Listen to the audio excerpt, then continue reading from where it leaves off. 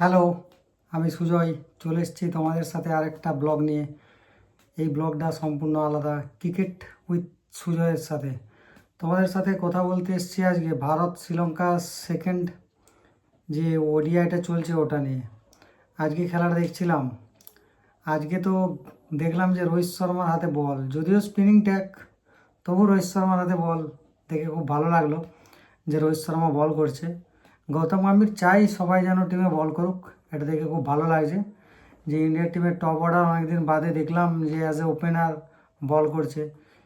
কিছু বছর আগে আমরা যখন ছোট ছিলাম 2002-3, তারপরে 10-11, তো এই সময় দেখতাম সচিন টেন্ডুলকার, সৌরভ গাঙ্গুলির সময় বল করতো। মোটামুটি ওপরে যারা top order batsman, Sachin Tendulkar, Ganguly, ওরা তো বলই করতো, সাথে যুবরাজ সিং, সুরেশ রায়না। আমরা 2011 বিশ্বকাপও দেখেছি যে আমাদের টপ অর্ডারে 3-4 জন ব্যাটসম্যান বল করতে পারতো।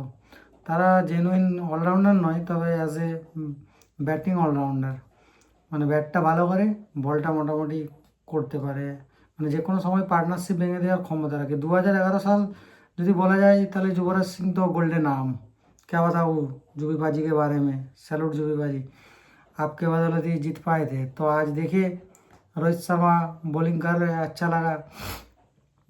तो जब सेकेंड इनिंग्स इंडिया का स्टार्ट हुआ, श्रीलंका ने মাত্র 240 রান করেছে, তো ভারতের সামনে 240 রানের লক্ষ্য। তো দেখলাম যে ভারত 95-1, রোহিত শর্মা আবার 50 মারার পর আউট হয়ে গেল। তারপরে ইন্ডিয়া ব্যাটিং কোলাপস।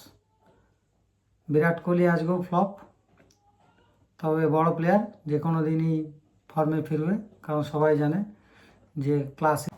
তো বন্ধুরা, বিরাট কোহলিকে তো ফর্মে ফিরতেই হবে, কারণ তোমাদেরকে বললাম যে ফর্ম টেম্পোরারি আর ক্লাস হচ্ছে পার্মানেন্ট। তো বিরাট অবশ্যই ফর্মে ফিরবে, কারণ সামনে আছে চ্যাম্পিয়ন্স ট্রফি পাকিস্তানে। তো বিরাটকে ফিরতেই হবে চ্যাম্পিয়ন্স ট্রফিতে। সমস্যাটা হচ্ছে মিডল অর্ডার নিয়ে। কেএল রাহুলকে দুটো ম্যাচে সুযোগ দেওয়া হলো। আগের ম্যাচেও টার্নিং ট্র্যাক, স্লো পিচ, ঠিকঠাকই ব্যাট করেছিল, তাও গেমটা ফিনিশ করে যাওয়া উচিত ছিল। একটা বাজে শট মেরে আউট হয়ে যায়। আজকেও রান করতে পারলো না।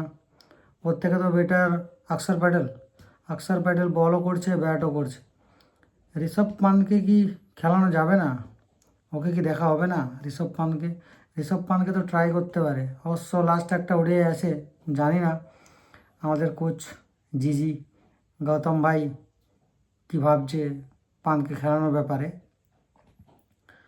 দেখো আজকের ম্যাচটা জিতবে না হারবে জানি না, তবে এখন ইন্ডিয়ার অবস্থা 135 কি 40 রানের মধ্যে 6টা উইকেট, যেখানে 95 ছিল। রোহিত শর্মা আউট হয়ে যাওয়ার পর তো ব্যাটিং কোলাপস শুরু হয়ে গেল। পরপর একে একে এলো আর গেল। কে একজন লেগ স্পিনার, নতুন লেগ স্পিনার, সে এসে 5টা উইকেট নিয়ে নিচ্ছে। মানছি ট্র্যাকটা স্লো, স্পিন ফ্রেন্ডলি, তবে ভারতেরও ভালো ভালো স্পিনার আছে। ভারতের এইভাবে আউট হয়ে যাওয়াটা ঠিক নয়। রোহিত শর্মাকে একাই খেলবে? রোহিত শর্মাই কি বল করবে আর রোহিত শর্মাই কি ব্যাট করবে? স্যালুট রোহিত ভাইকে। আর আমি তো বলবো সব থেকে ভালো পারফরমেন্স যে করছে এই মুহূর্তে ইন্ডিয়ার টিমের নাম্বার 1 অলরাউন্ডার, সে হচ্ছে অক্ষর প্যাটেল। রবীন্দ্র জাদেজা নেই, সেটা বুঝতেই দিচ্ছে না। তো অক্ষর প্যাটেলকেও একটা স্যালুট। আর তোমরা একটু জানাও যে ইন্ডিয়ার মিডল অর্ডারটা কী করলে ঠিকঠাক হবে, তোমরা কমেন্ট করো। আর তোমরা অবশ্যই জানাও যে আমার ভিডিওগুলো কেমন হচ্ছে, কারণ তোমরা যদি মেসেজ করো, কমেন্ট করো, লাইক করো, তবেই বুঝতে পারবো যে আমার ভিডিওগুলো ঠিকঠাক করা হচ্ছে কিনা। তোমাদের একটা লাইক, একটা কমেন্ট, একটা সাবস্ক্রাইব আমাকে আরও ভিডিও করতে মোটিভেট করবে। আর তোমাদের জন্য তো বন্ধুরা দেখো, একটা রিল আগে বানিয়েছিলাম, ওটা ভাইরাল হয়নি। তো ওটাতে দেখো কুলদীপ যাদব আর হর্ষিত রানা ব্যাট করছিল। এরপরে বুঝতে পারছি যে গৌতম গম্ভীর কেন টেলেন্দারদের নেটে পাঠাচ্ছে ব্যাট করার জন্য। তোমরা আশা করছি বুঝতে পারবে, কারণ কুলদীপ যাদবকে ব্যাট করতে হবে আজকেও, না হলে ম্যাচ জেতা অসম্ভব হবে। এখন যদিও অক্ষর প্যাটেল আর ওয়াশিংটন সুন্দর খেলছে, দেখা যাক শেষ পর্যন্ত ম্যাচে কী হয়। তবে টেলেন্ডারদের যে ব্যাট করাচ্ছে গৌতম গম্ভীর, এটা যে সত্যিই লাগবে সেটা কিন্তু আগের থেকে জানতে পেরেছিল। এর থেকে বোঝা যাচ্ছে যে কোচ হিসাবে অবশ্যই গম্ভীর ভালো, কারণ সিচুয়েশন বুঝতে পারছে এবং সেই অনুযায়ী টেলেন্ডার ধরে ব্যাট করাচ্ছে।